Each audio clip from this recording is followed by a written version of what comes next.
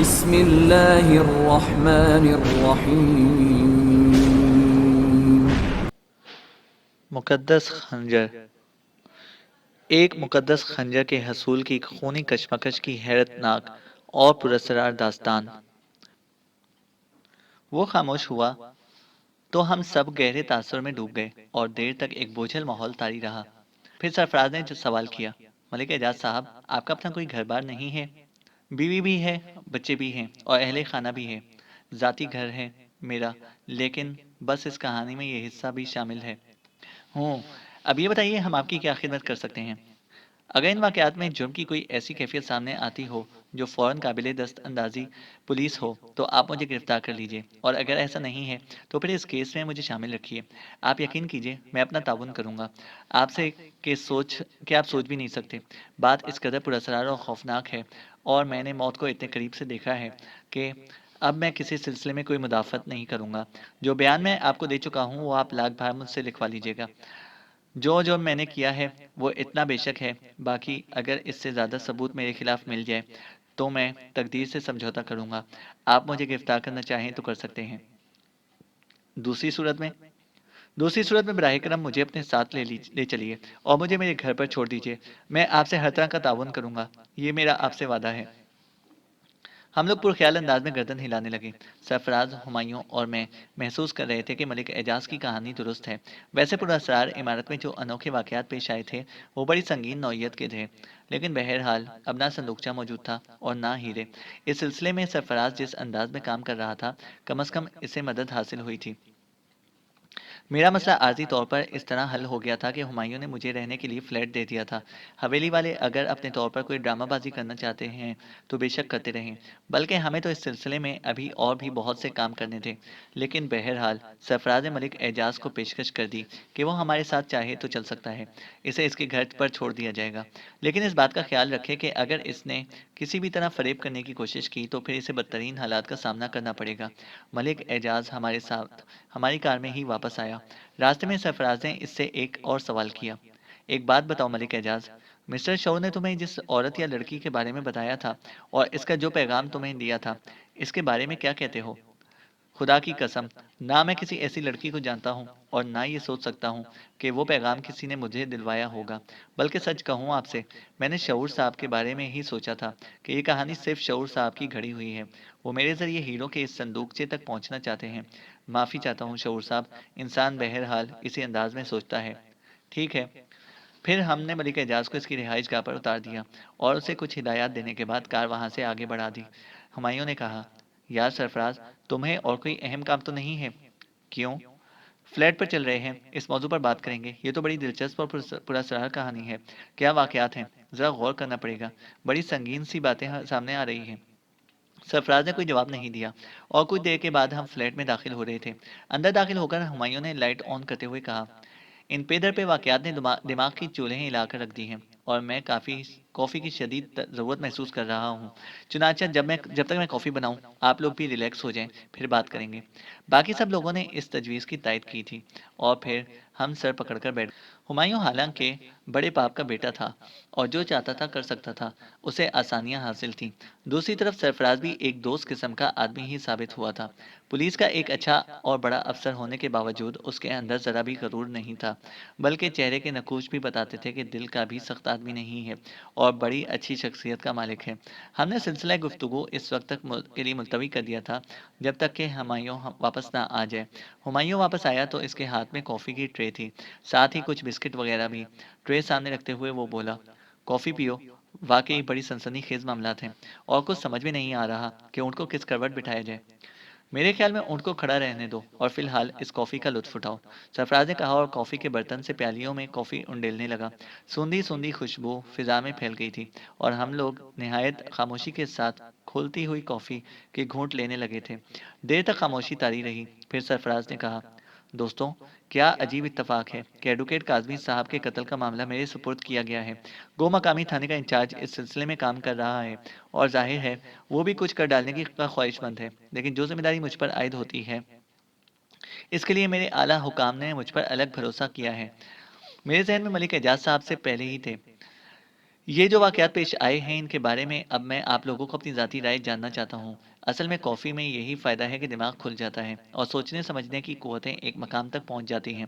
کبھی کبھی تو مجھے یوں محسوس ہوتا ہے جیسے ملک اعجاز صاحب کوئی شاندار ڈرامہ کر رہے ہوں۔ وہ ہیرے میں نے تو نہیں دیکھے، لیکن جس نے دیکھے ہیں وہ یہ کہتا ہے، میری مراد مسٹر شعور سے ہے، کہ وہ انتہائی قیمتی تھے۔ ملک اعجاز صاحب نے جو اب تک کی کہانی سنائی ہے، کہیں وہ ذہین دماغ کی پیداوار تو نہیں ہے؟ اس کے امکانات تو ہیں؟ ہاں، کیوں نہیں، واقعی اس کے امکانات تو ہیں۔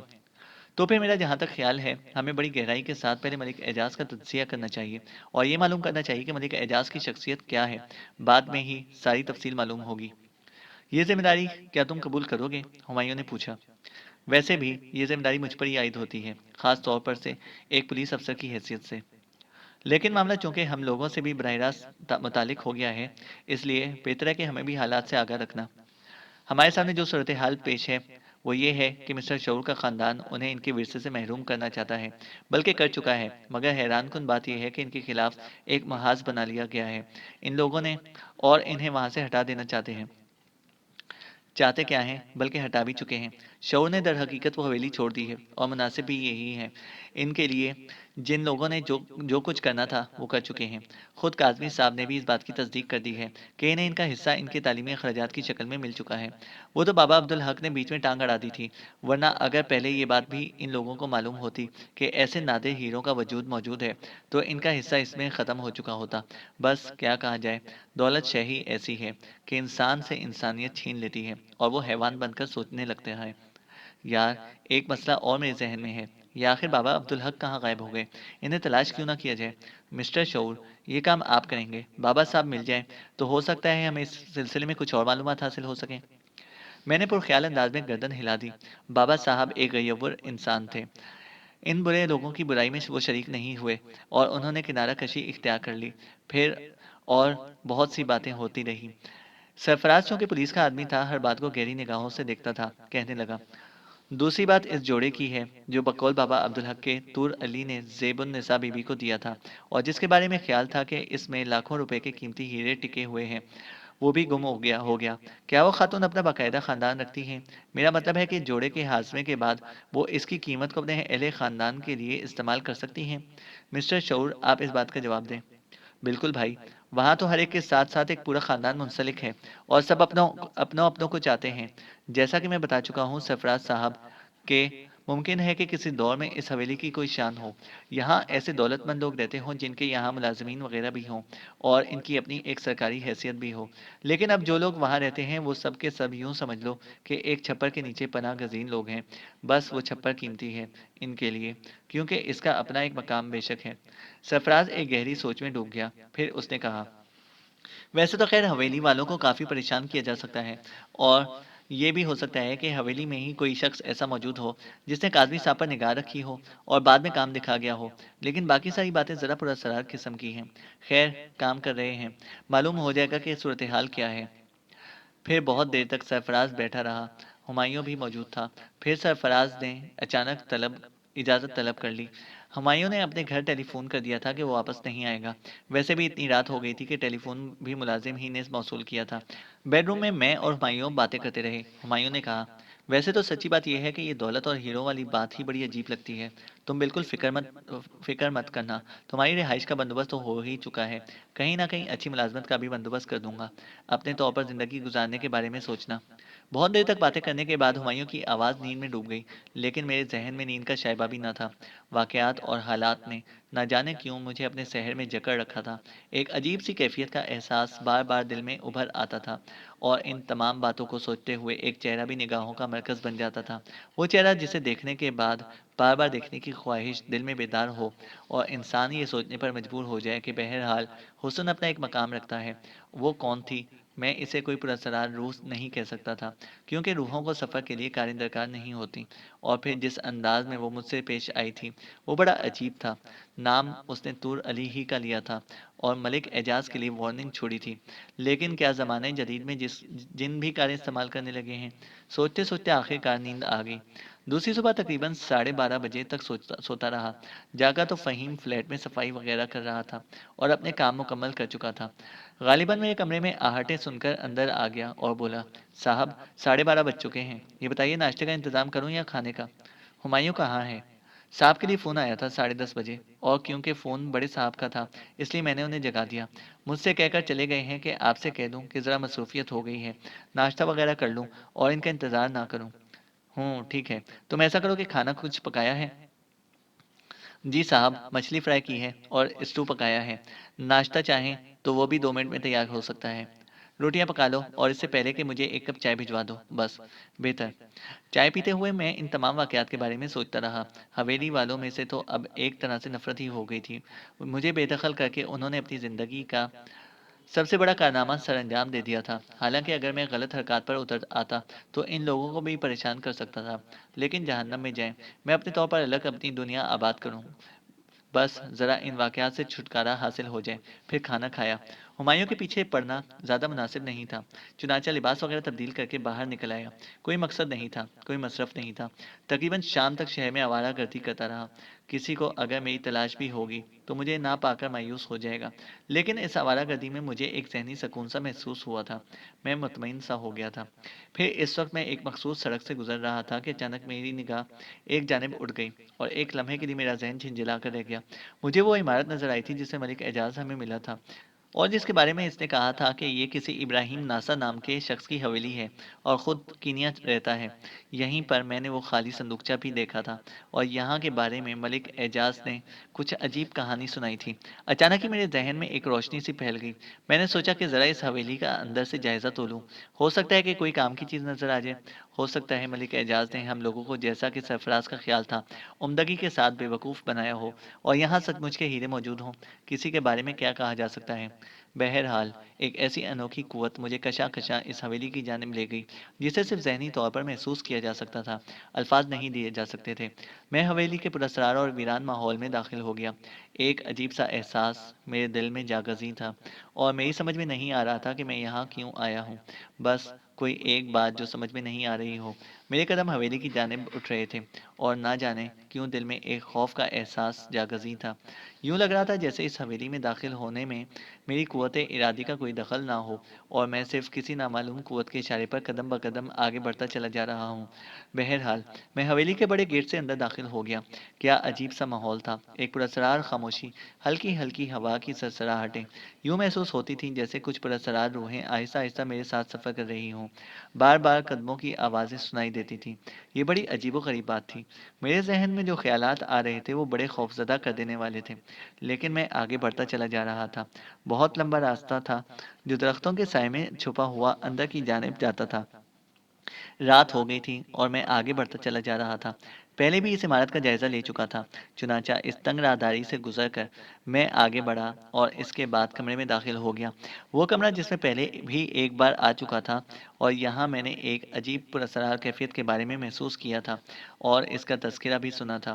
میں اس الماری تک پہنچ گیا جس کی جانب ملک اعجاز نے اشارہ کیا تھا۔ الماری کھول کر دیکھی، لیکن وہاں اب کوئی صندوقچہ موجود نہ تھا، لیکن ایک عجیب سی چیز وہاں پر موجود تھی۔ یہ ایک چرمی جزدان تھا، چمڑے کا بنا ہوا ایک عجیب سا جزدان جس کے اندر کتاب جیسی کوئی چیز رکھی ہوئی تھی۔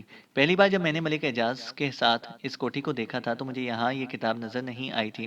یہ بڑے تعجب کی بات تھی کہ اس وقت یہ کتاب یہاں موجود تھی۔ ایک لمحے کے لیے دل میں ہچکچاہٹ ابھری، نہ جانے یہ کس کی ملکیت ہے۔ چوروں کی طرح کسی عمارت میں داخل ہونے کے بعد کوئی چیز اس طرح اٹھا لینا ایک غیر اخلاقی حرکت تھی، لیکن اس وقت جو قوت مجھے اپنے زیر اثر لیے ہوئے تھی، میں تو یہی سمجھتا ہوں کہ سارے کام وہی مجھ سے کرا رہی تھی۔ مجھے اپنے اعصاب ہی نہیں بلکہ اپنے اعضاء پر بھی قابو نہیں رہا تھا، چنانچہ میرے ہاتھ لرزتے ہوئے اس کتاب کی جانب بڑھے اور میں نے وہ کتاب اپنے قبضے میں کر لی۔ چھوٹی سی ڈائری نما چیز تھی، چمڑے میں اس طرح ملفوف کہ اسے آسانی سے کھولا نہ جا سکے۔ پھر میں نے اسے اپنے سینے کے پاس اپنی جیکٹ کی زپ کھول کر پوشیدہ کر لیا اور وہاں سے چل پڑا۔ میرے قدم رفتہ رفتہ آگے بڑھ رہے تھے۔ میں نے سوچا اب جب یہاں تک آیا ہی ہوں تو اس عمارت کا جائزہ لے لوں۔ میں خاموشی سے آگے بڑھتا رہا اور پھر ایک اور کمرے میں داخل ہو گیا۔ میں کمرے میں قدم رکھ کر ذرا سا آگے بڑھا تھا کہ اچانک ہی میرے ہوش و حواس گم ہو گئے۔ میں نے آنکھیں بند کر لی۔ دل کی دھڑکن اس قدر تیز ہو گئی تھی کہ کچھ سمجھ میں نہیں آ رہا تھا۔ بہت ہی خوفناک صورتحال میرے سامنے تھی۔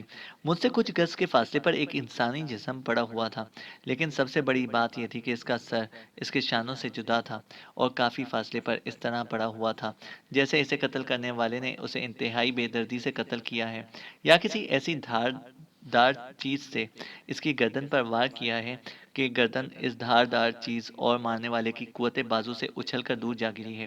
سامنے والی دیوار پر بھی خون کی چھینٹیں نظر آ رہی تھیں اور گردن کے نیچے خون کا خاصا انبار جمع تھا۔ یہی کیفیت کٹے ہوئے سر والے دھڑ کی تھی۔ جہاں وہ گرا تھا وہاں اس کے ہاتھ پاؤں ٹیڑھے بھی ہو گئے تھے اور خون کا ایک دریا موزن تھا، کیونکہ زمین پر قالین وغیرہ نہیں تھا۔ اتنی زور کا چکر آیا کہ اپنے آپ کو گرنے سے بچانے کے لیے میں نے ایک ڈیکوریشن پیس کا سہارا لیا اور مضبوط ڈیکوریشن پیس نے مجھے روک لیا۔ میرے ہوش و حواس رخصت ہو گئے تھے۔ اب تک مجھے محسوس ہوتا رہا تھا جیسے پراسرار روحیں میری نگراں ہوں اور میرا بھرپور طریقے سے جائزہ لے رہی ہوں۔ یہ سب کیا ہے؟ کیا چیختا ہوا یہاں سے بھاگ نکلوں یا پھر صورتحال کا جائزہ لوں؟ کچھ تو ہونا چاہیے، کوئی ایک بات تو سمجھ میں آئے، اور پھر نہ جانے کس طرح میں نے اپنے حواس جمع کیے۔ پھر خود کو سنبھالنے کے بعد میں نے دیوار پر سوئچ بورڈ تلاش کیا، جو مجھے آسانی سے مل گیا، اور کچھ لمحوں کے بعد کمرے میں مدھم سی پیلی روشنی پھیل گئی۔ اس مدھم پیلی روشنی میں مجھے کٹے ہوئے چہرے کو غور سے دیکھنے کا موقع ملا، اور دوسرا شدید ذہنی جھٹکا میرے دل و دماغ کو لگا۔ یہ ملک اعجاز تھا، 100% ملک اعجاز۔ اس کی گردن کٹی ہوئی پڑی تھی اور وہ زندگی سے محروم ہو چکا تھا۔ میرے دل میں خوف و دہشت اس طرح منجمد ہو گئے تھے کہ سمجھ میں نہیں آ رہا تھا کہ کیا کروں۔ بس خوف و دہشت کا ایک عظیم سلسلہ تھا جو مسلسل جاری تھا۔ میں کس جنجال میں پھنس گیا ہوں؟ کیا نتیجہ ہوگا اس کا؟ جو واقعات پیش آ رہے ہیں ان سے بچنے کے لیے کیا طریقہ اختیار کرنا ہوگا مجھے؟ کچھ سمجھ نہیں آ رہا تھا۔ بہت پریشان تھا میں اس وقت، بے حد پریشان تھا۔ لیکن عقل و فہم کا دامن ہاتھ سے چھوڑنے کا مطلب یہ تھا کہ میں مصیبت میں گرفتار ہو جاؤں۔ غور سے سوچا اور اس کے بعد فیصلہ کیا کہ خاموشی سے یہاں سے نکل بھاگوں۔ حالانکہ اس عمارت میں ٹیلی فون بھی موجود تھا، لیکن پھر بھی یہاں سے ٹیلی فون کرنے کا مطلب تھا کہ کچھ مصیبتیں مول لے لوں۔ انتہائی احتیاط کے ساتھ وہاں سے واپس پلٹا اور تھوڑی دیر کے بعد اس خوفناک حویلی کے آصف سے نجات پا کر ایسے دوڑ لگائی کہ رک کر پیچھے نہ دیکھا۔ البتہ جب ایک ایسی جگہ آ گئی جہاں دوسرے انسان موجود تھے تو قدموں کی رفتار سست کر لی۔ سینہ تھا کہ پھٹا جا رہا تھا، سانس دھوکنے کی طرح چل رہا تھا۔ دل میں خوف کے سائے شدت اختیار کر چکے تھے۔ اب اس وقت کوئی ٹیکسی درکار تھی۔ ٹیکسی تو نہ مل سکی۔ ایک آٹو رکشے میں بیٹھ کر وہاں سے آگے بڑھ گیا اور اس کے بعد آٹو رکشہ ڈرائیور کو فلیٹ کا پتہ دیا۔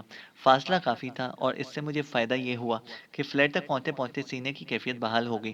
خوف و دہشت اپنی جگہ، لیکن کم از کم اعصابی طور پر میں اپنے آپ کو کافی حد تک قابو پا چکا تھا۔ چنانچہ فلیٹ میں داخل ہوا تو ملازم فہیم کو یہ احساس نہیں ہو سکا کہ میں کسی انوکھی کیفیت میں ہوں۔ بہت اچھا لڑکا تھا، مجھ سے کہنے لگا، صاحب گھر کے کپڑے استری کر کے رکھ دیے ہیں، کہیں جانے کا ارادہ تو نہیں ہے؟ میں نے گہری نگاہوں سے اسے دیکھا، پھر کہا، کوئی آیا تھا فہیم؟ کوئی بھی نہیں صاحب، بس ہمایوں صاحب کا فون آیا تھا، آپ کے بارے میں پوچھ رہے تھے۔ میں نے بتا دیا کہ باہر نکلے ہوئے ہیں۔ کہنے لگے، آ جائیں تو کہہ دینا کہ ذرا سا مصروف ہو گیا ہوں، رات کو ضرور آؤں گا، فکر نہ کریں۔ اوہ، کوئی اور فون تو نہیں آیا؟ نہیں صاحب۔ اچھا ٹھیک ہے، تم مجھے چائے وغیرہ پلا سکتے ہو؟ جیسا آپ حکم کریں صاحب۔ ہمایوں کا انتظار کروں گا کھانے پر، اگر وہ نہ آیا تو پھر 9:30 بجے کھانا کھا لوں گا۔ ٹھیک ہے، فہیم نے جواب دیا اور میرے لیے چائے لینے کے لیے چلا گیا۔ میں ایک آرام کرسی پر بیٹھ کر آنکھیں بند کر کے سوچوں میں ڈوب گیا۔ بہت سی سوچیں دامنگیر ہو چکی تھیں۔ پہلی بات تو یہ کہ اپنا وہاں حویلی میں جانے کا واقعہ ہمایوں یا سرفراز کو بتاؤں یا نہ بتاؤں، کہیں ایسا نہ ہو کہ الٹی آنتیں گلے پڑ جائیں۔ ہمایوں میرا بہترین دوست تھا، لیکن سرفراز پولیس آفیسر تھا، اور یہ بات ذہن میں بیٹھی ہوئی تھی کہ پولیس آفیسر بہرحال اپنے فرائض کی انجام دہی کے لیے کسی کے ساتھ رعایت نہیں برتتا۔ بہتر یہ ہے کہ اس راز کو اپنے ہی دل میں رکھوں اور فی الحال خاموشی اختیار کروں۔ جہاں تک ملک اعجاز کی موت کا معاملہ ہے تو کسی نہ کسی طرح اس کی موت کا راز سامنے ہی آ جائے گا۔ پھر اپنے آپ کو کافی حد تک مطمئن کر لیا تھا۔ کسی کام سے سینے تک ہاتھ پہنچا تو جیکٹ اتارنے کا خیال دل میں آیا۔ جیکٹ کی زپ کھولی تو وہ چرمی پیکٹ نکل کر زمین پر گرنے لگا۔ میں نے اسے سنبھال لیا۔ ایک بار پھر اعصاب جھنجھلا گئے۔ یہ چرمی پیکٹ بھی بڑی پراسرار چیز ہے، لیکن اسے اس وقت تک نہیں کھولوں گا جب تک یہ اطمینان نہ ہو جائے کہ میرے مشغلے میں کوئی شریک ہونے والا نہیں ہے۔ بہرحال چرمی پیکٹ نکال کر احتیاط سے ایک جگہ محفوظ کر لیا اور پھر خود کو پرسکون کرنے کی کوشش کرنے لگا۔ چینل کو سبسکرائب کریں اور بیل آئیکن کو پریس کریں تاکہ ہماری ہر اپڈیٹ آپ کو بر وقت مل سکے۔